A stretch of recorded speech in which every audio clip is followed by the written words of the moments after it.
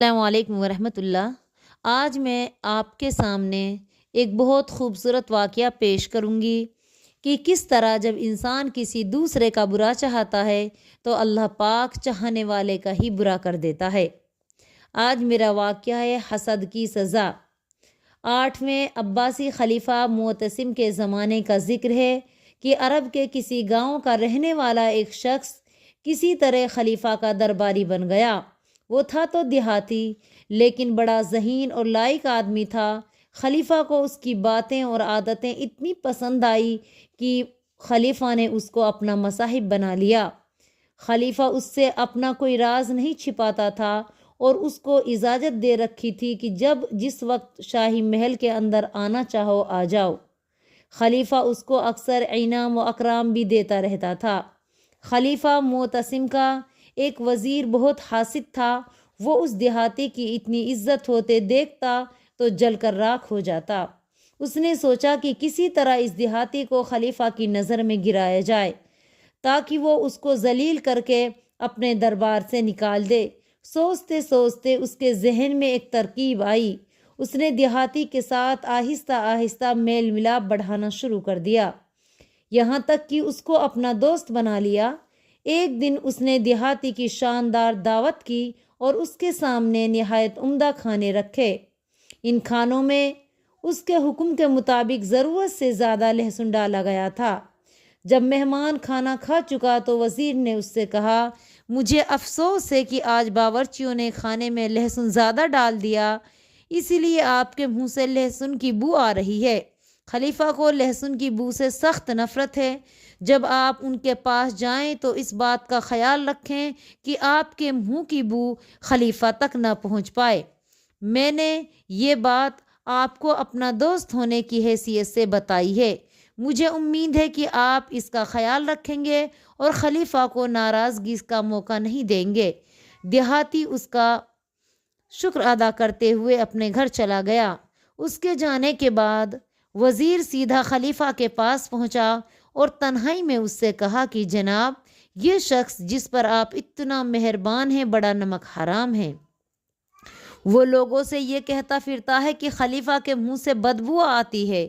خلیفہ کو یہ سن کر سخت غصہ آیا اور اس نے کہا، کیا وہ شخص اتنا گستاخ ہو گیا کہ ہماری نسبت وہ ایسی باتیں کہتا ہے جو بالکل جھوٹ ہے؟ وزیر نے کہا، امیر المومنین، میری کیا مجال کہ میں کوئی بات آپ کے سامنے اپنے منہ سے نکالوں؟ آپ اس شخص کو بلا کر اپنے پاس بٹھائیں تو آپ کو خود ہی میری بات کا ثبوت مل جائے گا۔ یہ کہہ کر وزیر نے خلیفہ سے اجازت لی اور اپنے گھر چلا گیا۔ ادھر خلیفہ نے دیہاتی کو دربار میں طلب کیا۔ جب وہ حاضر ہوا تو خلیفہ اس کو اپنے پاس بیٹھا کر باتیں کرنے لگا۔ دیہاتی کو ڈر تھا کہ کہیں بادشاہ بات کرتے ہوئے لہسن کی بو نہ سونگھ لے، چنانچہ اس نے اپنے منہ پر رومال رکھ لیا۔ یہ دیکھ کر خلیفہ کو یقین ہو گیا کہ جو کچھ وزیر نے بتایا ہے وہ سچ ہے۔ وہ فوراً محل کے اندر چلا گیا اور کاتب کو بلا کر اپنے ایک حاکم کے نام یہ خط لکھوایا کہ جو شخص یہ خط لے کر تمہارے پاس آئے اس کو فوراً قتل کر ڈالنا۔ پھر اس نے یہ خط ایک لفافے میں بند کیا اور باہر آ کر اس دیہاتی کو دیتے ہوئے کہا کہ یہ خط فلاں حاکم کے پاس لے جاؤ اور جو انعام وہ تمہیں دے وہ لے لو۔ دیہاتی اس لفافے کو لے کر خوش خوش دربار سے باہر آیا تو وزیر سے اس کی ملاقات ہو گئی۔ وزیر نے اس کو خوش اور بے فکر دیکھا تو بہت حیران ہوا اور اس سے پوچھا، بھائی جان، آپ بڑے خوش نظر آ رہے ہیں، کیا خلیفہ نے انعام دیا ہے؟ دیہاتی نے کہا، بس یوں ہی سمجھو، امیر المومنین نے یہ خط مجھے فلاں حاکم کو پہنچانے کا حکم دیا ہے، وہی انعام دے گا۔ وزیر نے کہا، بھائی جان، آپ کیوں اتنے دور جانے کی تکلیف اٹھاتے ہو؟ لائیے یہ خط مجھے دے دیجئے، میں حاکم کو پہنچا دوں گا اور اس کا جواب بھی لے آؤں گا۔ اس وقت آپ مجھ سے 2000 دینار لے لیں، اگر اس سے زیادہ انعام ملا تو وہ آپ کو دے دوں گا۔ دیہاتی اس پر راضی ہو گیا اور اس نے وہ خط وزیر کے حوالے کر دیا۔ وزیر خط لے کر جب اس حاکم کے پاس پہنچا جس کا لفافے پر نام اور پتہ لکھا ہوا تھا تو اس نے خط پڑھتے ہی جلاد کو حکم دیا کہ اس شخص کی گردن اڑا دو۔ وزیر بہترا چلاتا رہا، چیختا رہا، لیکن جلاد نے ایک نہ سنی اور اس کی گردن اڑا دی۔ دوسری طرف جب کئی دن تک وزیر واپس نہ آیا تو دیہاتی کا ڈر کے مارے برا حال ہو گیا۔ سوچتا تھا کہ خلیفہ نے بلا بھیجا ہے اور خط کے بارے میں پوچھا تو کیا جواب دوں گا۔ اسی ڈر سے اس نے گھر سے باہر نکلنا چھوڑ دیا۔ ہر وقت بستر پر پڑے آہیں بھرتا رہا۔ ایک دن خلیفہ نے درباریوں سے پوچھا، اس دیہاتی کا کیا ہوا اور وزیر کیوں دربار میں حاضر نہیں ہوتا؟ درباریوں نے جواب دیا، حضور دیہاتی تو اپنے گھر پر ہے، لیکن اس نے باہر نکلنا چھوڑ دیا ہے اور وزیر کا کچھ پتہ نہیں چلتا کہ وہ کہاں ہے۔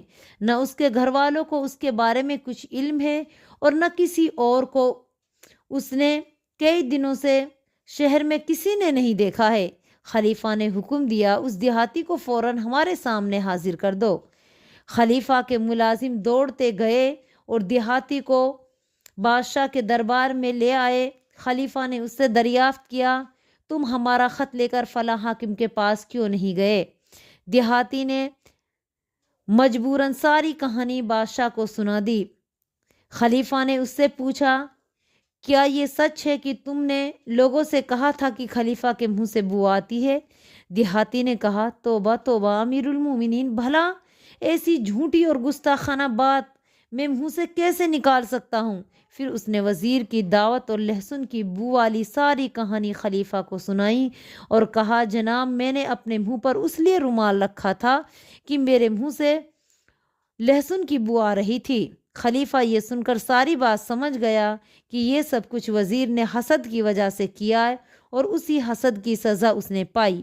اس کے بعد دیہاتی کو خلیفہ نے اپنا وزیر بنا لیا اور اس کی پہلے سے بھی زیادہ عزت بڑھ گئی۔ تو یہ ہوتا ہے حسد کا انجام۔ ہمیں چاہیے کہ ہم کسی سے حسد نہ کریں، کیونکہ حسد کرنے سے ہم اندر سے ختم ہو جائیں گے، ہم اپنا ہی نقصان اٹھائیں گے، ہم کسی دوسرے کا کچھ نہیں بگاڑ سکتے۔ جسے اللہ تعالیٰ عزت دیتا ہے اس کو ہم ذلیل نہیں کر سکتے، اور جسے رب ذلیل کر دے اسے دنیا میں کوئی عزت نہیں دے سکتا۔ اللہ پاک کا فرمان ہے، وَتُعِزُّ مَن تَشَاءُ وَتُذِلُّ مَن تَشَاءُ، کہ عزت اور ذلت کا معاملہ رب العالمین کے ہاتھ میں ہے۔ اسی لیے ہمیں دنیا میں خلوص نیت اور خلوص دل سے رہنا چاہیے اور تمام لوگوں کے ساتھ اچھا سلوک کرنا چاہیے، تاکہ اللہ تعالیٰ بھی ہمارے معاملے میں ہمارے ساتھ نرمی برتے۔ السلام علیکم۔